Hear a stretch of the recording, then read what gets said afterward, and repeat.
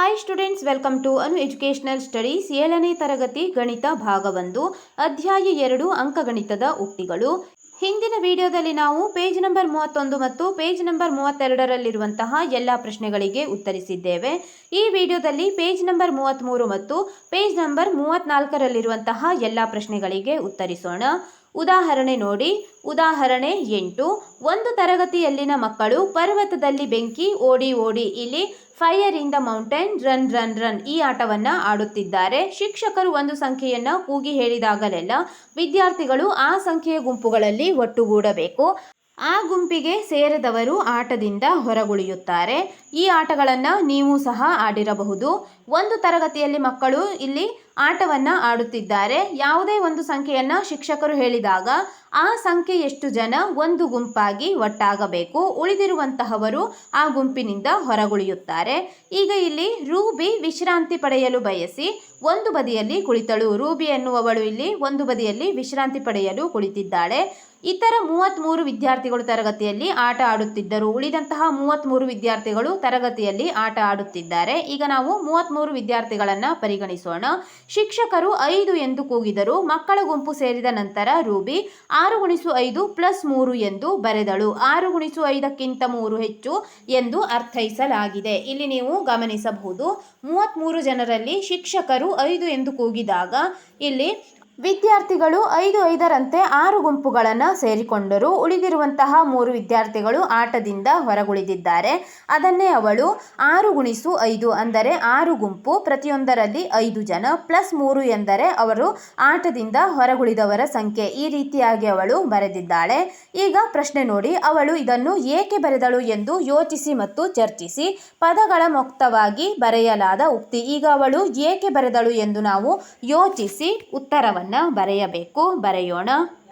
ಬರೆಯಿರಿ. 33 ವಿದ್ಯಾರ್ಥಿಗಳು 5 ಜನರ ಗುಂಪುಗಳನ್ನು ರಚಿಸಲು ಪ್ರಯತ್ನಿಸಿದಾಗ ಈಗ ನಾವು 33ಅನ್ನು 5ರಿಂದ ಭಾಗಿಸಬೇಕು. ಭಾಗಿಸಿದಾಗ ಇಲ್ಲಿ 5×6 30 ಬರುತ್ತದೆ. ಆದ್ದರಿಂದ 33ಅನ್ನು 5ರಿಂದ ಭಾಗಿಸಿದಾಗ 6 ಬರುತ್ತದೆ ಎಂದು ಬರೆಯಿರಿ.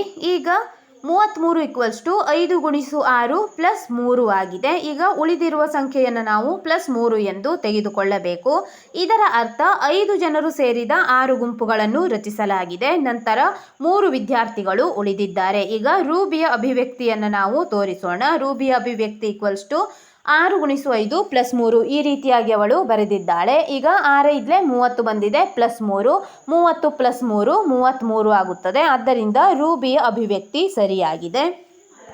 ಮುಂದಿನ ಪ್ರತಿ ಸಂದರ್ಭದಲ್ಲೂ ಉಕ್ತಿಯನ್ನು ಬರೆದು ಅದರ ಪದಗಳನ್ನು ಗುರುತಿಸಿ. ಈಗ ಇಲ್ಲಿ ನೋಡಿ, ಶಿಕ್ಷಕರು 4 ಎಂದು ಕೂಗಿದ್ದರೆ ರೂಬಿ ಡ್ಯಾಶ್ ಎಂದು ಬರೆಯುತ್ತಿದ್ದಳು. ಶಿಕ್ಷಕರು 5 ಎಂದು ಕೂಗುವ ಬದಲು 4 ಎಂದು ಕೂಗಿದ್ದರೆ ರೂಬಿ ಏನೆಂದು ಬರೆಯುತ್ತಿದ್ದಳು ಎಂದು ಬರೆಯಬೇಕು. ನಂತರ ಶಿಕ್ಷಕರು 7 ಎಂದು ಕೂಗಿದ್ದರೆ ರೂಬಿ ಡ್ಯಾಶ್ ಎಂದು ಬರೆಯುತ್ತಿದ್ದಳು. 7 ಎಂದು ಶಿಕ್ಷಕರು ಕೂಗಿದ್ದರೆ ರೂಬಿ ಯಾವ ರೀತಿಯಾಗಿ ಬರೆಯುತ್ತಿದ್ದಳು ಎಂದು ಕೂಡ ಬರೆಯಬೇಕಾಗಿದೆ. ಈಗ ಬರೆಯೋಣ. ಶಿಕ್ಷಕರು 4 ಎಂದು ಕೂಗಿದ್ದರೆ ರೂಬಿ 4x8 + 1 ಎಂದು ಬರೆಯುತ್ತಿದ್ದಳು. ಏಕೆಂದರೆ ಇಲ್ಲಿ ನೀವು ಕೆಳಗೆ ಲೆಕ್ಕವನ್ನು ನೋಡಿ, 33 ಜನ ವಿದ್ಯಾರ್ಥಿಗಳಿದ್ದಾರೆ. ನಾವು 4ರಿಂದ 33ಅನ್ನು ಭಾಗಿಸಬೇಕು. ಅಂದರೆ 4ರಂತೆ ಎಷ್ಟು ಗುಂಪುಗಳಾಗುತ್ತವೆ ಎಂದು ನೋಡೋಣ. 4×8 32 ಬಂದಿದೆ. 33ರಲ್ಲಿ 32ಅನ್ನು ಕಳೆದಾಗ 1 ಉಳಿಯಿತು. ಆದ್ದರಿಂದ 4 ಜನರ 8 ಗುಂಪುಗಳನ್ನು ಮಾಡಿದಾಗ ಒಂದು ವಿದ್ಯಾರ್ಥಿಯು ಹೊರಗುಳಿಯುತ್ತಾರೆ. ಅದನ್ನೇ ಇಲ್ಲಿ 4x8 4 ಜನರ 8 ಗುಂಪುಗಳಾಗಿದೆ. ಆಗ ಒಬ್ಬ ವಿದ್ಯಾರ್ಥಿ ಹೊರಗುಳಿಯುತ್ತಾನೆ. ಅದನ್ನೇ ನಾವು 4x8 + 1 ಎಂದು ಬರೆಯಬೇಕು. ಆದ್ದರಿಂದ ಶಿಕ್ಷಕರು 4 ಎಂದು ಕೂಗಿದ್ದರೆ ರೂಬಿ 4x8 + 1 ಎಂದು ಬರೆಯುತ್ತಿದ್ದಳು ಎಂದು ಬರೆಯಿರಿ. ಈಗ ಎರಡನೆಯದಾಗಿ ಶಿಕ್ಷಕರು 7 ಎಂದು ಕೂಗಿದ್ದರೆ ರೂಬಿ ಡ್ಯಾಶ್ ಎಂದು ಬರೆಯುತ್ತಿದ್ದಳು. ಈಗ ನಾವು 7ರಿಂದ 33ಅನ್ನು ಭಾಗಿಸೋಣ. 7×4 28 33ರಲ್ಲಿ 28ಅನ್ನು ಕಳೆದಾಗ 5 ಉಳಿದಿದೆ. ಅಂದರೆ 7ರ 4 ಗುಂಪುಗಳನ್ನು ರಚಿಸಬಹುದು. ಆದ್ದರಿಂದ 7x4 + 5 ಎಂದರೆ ಶೇಷದಲ್ಲಿ ಉಳಿದಿರುವಂತಹ ಸಂಖ್ಯೆ. ಅಂದರೆ 7 ಜನರ 4 ಗುಂಪುಗಳನ್ನು ನಾವು ಮಾಡಬಹುದು. ಹಾಗೆ ಮಾಡಿದಾಗ 5 ವಿದ್ಯಾರ್ಥಿಗಳು ಇಲ್ಲಿ ಹೊರಗುಳಿಯುತ್ತಿದ್ದಾರೆ. ಆದ್ದರಿಂದ 7x4 + 5 ಎಂದು ಬರೆದುಕೊಳ್ಳಿ. ಉದಾಹರಣೆ 9. ರಘು ಸಗಟು ಮಾರುಕಟ್ಟೆಯಿಂದ 100 ಕೆಜಿ ಅಕ್ಕಿಯನ್ನು ಖರೀದಿಸಿ ತಲಾ 2 ಕೆಜಿಯಂತೆ ಪ್ಯಾಕೆಟ್ಗಳನ್ನು ಮಾಡಿದನು. ಅವನ ಬಳಿ ಈಗಾಗಲೇ 2 ಕೆಜಿಯ 4 ಪ್ಯಾಕೆಟ್ಗಳಿದ್ದವು. ಈಗ ಅವನ ಬಳಿ ಇರುವ 2 ಕೆಜಿ ಅಕ್ಕಿ ಪ್ಯಾಕೆಟ್ಗಳ ಸಂಖ್ಯೆಗೆ ಉಕ್ತಿಯನ್ನು ಬರೆದು ಪದಗಳನ್ನು ಗುರುತಿಸಿ. ಇಲ್ಲಿ ಈಗ ರಘು ಸಗಟು ಮಾರುಕಟ್ಟೆಯಿಂದ 100 ಕೆಜಿ ಅಕ್ಕಿಯನ್ನು ತಂದಿದ್ದಾನೆ. ತಂದು ತಲಾ 2 ಕೆಜಿಯಂತೆ ಪ್ಯಾಕೆಟನ್ನು ಮಾಡಿದ್ದಾನೆ. ಅಂದರೆ 100 ಕೆಜಿಯನ್ನು 2 ಕೆಜಿಯಂತೆ ಪ್ಯಾಕೆಟ್ಗಳನ್ನು ಮಾಡಿದಾಗ ಅವನು 50 ಪ್ಯಾಕೆಟ್ಗಳನ್ನು ಮಾಡಬಹುದು. ನಂತರ ಅವನಲ್ಲಿರುವಂತಹ ಪ್ಯಾಕೆಟ್ಗಳ ಸಂಖ್ಯೆ, ಮೊದಲೇ ಅವನಲ್ಲಿ 2 ಕೆಜಿಯ 4 ಪ್ಯಾಕೆಟ್ಗಳಿದ್ದವು, 50ಕ್ಕೆ 4 ಕೂಡಿಸಬೇಕು. ಈಗ ನಾವು ಇಲ್ಲಿ ಬರುವಂತಹ ಪ್ಯಾಕೆಟ್ಗಳ ಸಂಖ್ಯೆಗೆ ಒಂದು ಉಕ್ತಿಯನ್ನು ಬರೆದು ಪದಗಳನ್ನು ಗುರುತಿಸಬೇಕಾಗಿದೆ. ಬರೆಯೋಣ. 100 ಕೆಜಿಯಿಂದ ಆಗುವ ಹೊಸ ಪ್ಯಾಕೆಟ್ಗಳ ಸಂಖ್ಯೆ. ಈಗ ನಾವು 100 ಕೆಜಿಯಿಂದ ಆಗುವಂತಹ ಹೊಸ ಪ್ಯಾಕೆಟ್ಗಳ ಸಂಖ್ಯೆಯನ್ನು ಕಂಡುಹಿಡಿಯುವಾಗ 100ಕ್ಕೆ 2ರಿಂದ ಭಾಗಿಸಬೇಕು. ಏಕೆಂದರೆ ಇಲ್ಲಿ ಪ್ರತಿ ಪ್ಯಾಕ್ನಲ್ಲಿ 2 ಕೆಜಿ ಇದೆ ಎಂದು ಹೇಳುತ್ತಿದ್ದಾರೆ. 100/2 ಎಂದು ಬರೆಯಿರಿ. 100ಕ್ಕೆ ನಾವು 2ರಿಂದ ಭಾಗಿಸಿದಾಗ 50 ಬರುತ್ತದೆ. ಅವನು ಈಗಾಗಲೇ ಹೊಂದಿರುವ ಪ್ಯಾಕೆಟ್ಗಳ ಸಂಖ್ಯೆ, ಅವನು ಮೊದಲೇ 4 ಪ್ಯಾಕೆಟ್ಗಳನ್ನು ಹೊಂದಿದ್ದಾರೆ ಎಂದು ಪ್ರಶ್ನೆಯಲ್ಲಿ ಹೇಳಲಾಗಿದೆ. ಆದ್ದರಿಂದ ಒಟ್ಟು ಪ್ಯಾಕೆಟ್ಗಳ ಸಂಖ್ಯೆಯನ್ನು ಬರೆಯುವಾಗ ನಾವು ಹೊಸ ಪ್ಯಾಕೆಟ್ಗೆ ಹಳೆ ಪ್ಯಾಕೆಟ್ಗಳ ಸಂಖ್ಯೆಯನ್ನು ಸೇರಿಸಬೇಕು. ಹೊಸ ಪ್ಯಾಕೆಟ್ಗಳ ಸಂಖ್ಯೆಯನ್ನು ನಾವು 100/2 ಎಂದು ತೆಗೆದುಕೊಳ್ಳೋಣ. ಪ್ಲಸ್ ಹಳೆಯ ಪ್ಯಾಕೆಟ್ಗಳ ಸಂಖ್ಯೆ 4 ಆಗಿದೆ. ಆದ್ದರಿಂದ ಅಭಿವ್ಯಕ್ತಿ ಬರೆಯುವಾಗ ಅಥವಾ ಉಕ್ತಿ ಎಂದು ಕೂಡ ನೀವು ತೆಗೆದುಕೊಳ್ಳಬಹುದು. ಉಕ್ತಿ 100/2 ಪ್ಲಸ್ 4 ಇದು ಉಕ್ತಿಯಾಗಿದೆ. Equals to 50 plus 4. 50 ಇಲ್ಲಿ 100ಕ್ಕೆ 2ರಿಂದ ಭಾಗಿಸಿದಾಗ 50 ಬಂದಿದೆ. ಪ್ಲಸ್ 4 ಇಲ್ಲಿ 50 ಪ್ಲಸ್ 4 54 ಪ್ಯಾಕೆಟ್ಗಳಾಗಿದ್ದಾವೆ. ಪದಗಳನ್ನು ಗುರುತಿಸಿ ಎಂದು ಹೇಳಿದ್ದಾರೆ. ಪದಗಳು ಎಂದರೆ 100/2 ಮತ್ತು 4 ಇದು 2 ಪದಗಳಾಗಿವೆ. ಉದಾಹರಣೆ 10. ಕಣ್ಣನ್ 1 ರೂಪಾಯಿ, 5 ರೂಪಾಯಿಯ ನಾಣ್ಯಗಳು ಮತ್ತು 10, 20, 50 ಮತ್ತು 100ರ ನೋಟುಗಳನ್ನು ಬಳಸಿಕೊಂಡು ಅಂಗಡಿಯವನಿಗೆ 432 ರೂಪಾಯಿ ಪಾವತಿಸಬೇಕಾಗಿದೆ. ಅವರು ಅದನ್ನು ಹೇಗೆ ಮಾಡಬಹುದು ಎಂದು ಕೊಟ್ಟಿದ್ದಾರೆ. ಇಲ್ಲಿ 1 ರೂಪಾಯಿ ನಾಣ್ಯ, 5 ರೂಪಾಯಿ ನಾಣ್ಯ, 10 ರೂಪಾಯಿ, 20 ರೂಪಾಯಿ, 50 ರೂಪಾಯಿ ಮತ್ತು 100ರ ನೋಟುಗಳನ್ನು ಬಳಸಿಕೊಂಡು ನಾವು 432 ಹೇಗೆ ಪಾವತಿಸಬಹುದು ಎಂದು ಈಗ ನೋಡಬೇಕು. ಈಗ ಮೊದಲನೇ ಮಾರ್ಗವನ್ನು ನಾವು ಬರೆಯೋಣ. ಮೊದಲನೇ ಮಾರ್ಗ, ಇಲ್ಲಿ 100ರ 4 ನೋಟುಗಳು ಪ್ಲಸ್ 20ರ 1 ನೋಟು ಪ್ಲಸ್ 10ರ 1 ನೋಟು ಮತ್ತು 1ರ 2 ನೋಟುಗಳನ್ನು ಸೇರಿಸಲಾಗಿದೆ. ಅದನ್ನೇ ಇಲ್ಲಿ ಬರೆಯಿರಿ. 100ರ 4 ನೋಟುಗಳು, 20ರ 1 ನೋಟು, 10ರ 1 ನೋಟು ಮತ್ತು 1ರ 2 ನಾಣ್ಯಗಳು. ಈಗ ಅಭಿವ್ಯಕ್ತಿಯನ್ನು ಬರೆದಾಗ 4 × 100 ಪ್ಲಸ್ 1 × 20 ಪ್ಲಸ್ 1 × 10 ಪ್ಲಸ್ 2 × 1 ಆಗಿದೆ. ಇದೇ ರೀತಿಯಾಗಿ ನಾವು ಇನ್ನೊಂದು ರೀತಿಯಲ್ಲೂ ಕೂಡ ಹಣವನ್ನು ಪಾವತಿಸಬಹುದು. ಬರೆಯಿರಿ. 8 × 50 ಅಂದರೆ 50ರ 8 ನೋಟುಗಳು, 10 × 1 ಎಂದರೆ 10ರ 1 ನೋಟು, 4 × 5 ಎಂದರೆ 5ರ 4 ನಾಣ್ಯಗಳು, 2 × 1 ಎಂದರೆ 1ರ 2 ನಾಣ್ಯಗಳು. ಈಗ ನಾವು ಅಭಿವ್ಯಕ್ತಿಯನ್ನು ಬರೆದಾಗ 8 × 50 ಪ್ಲಸ್ 1 × 10 ಪ್ಲಸ್ 4 × 5 ಪ್ಲಸ್ 2 × 1 ಈ ರೀತಿಯಾಗಿ ಅವನು ಹಣವನ್ನು ಪಾವತಿಸಬಹುದಾಗಿದೆ. ಮುಂದಿನ ಪ್ರಶ್ನೆ ನೋಡಿ. ಮೇಲಿನ 2 ಉಕ್ತಿಗಳಲ್ಲಿನ ಪದಗಳನ್ನು ಗುರುತಿಸಿ. ಈಗ ನಾವು ಮೇಲೆ ಬರೆದಿರುವಂತಹ 2 ಉಕ್ತಿಗಳಲ್ಲಿರುವಂತಹ ಪದಗಳನ್ನು ಬರೆಯೋಣ. ಬರೆಯಿರಿ. 2 ಉಕ್ತಿಗಳಲ್ಲಿನ ಪದಗಳು. ಮೊದಲನೆಯದಾಗಿ 4 × 100, 1 × 20, 1 × 10 ಮತ್ತು 2 × 1 ಇದು ಮೊದಲನೇ ಉಕ್ತಿಯಲ್ಲಿನ ಪದಗಳು. ನಂತರ ಎರಡನೇ ಉಕ್ತಿಗಳಲ್ಲಿರುವಂತಹ ಪದಗಳು 8 × 50 ಪ್ಲಸ್ 1 × 10 ಪ್ಲಸ್ 4 × 5 ಪ್ಲಸ್ 2 × 1 ಇದು ಎರಡನೇ ಪದಗಳಲ್ಲಿರುವಂತಹ ಉಕ್ತಿಯಾಗಿದೆ.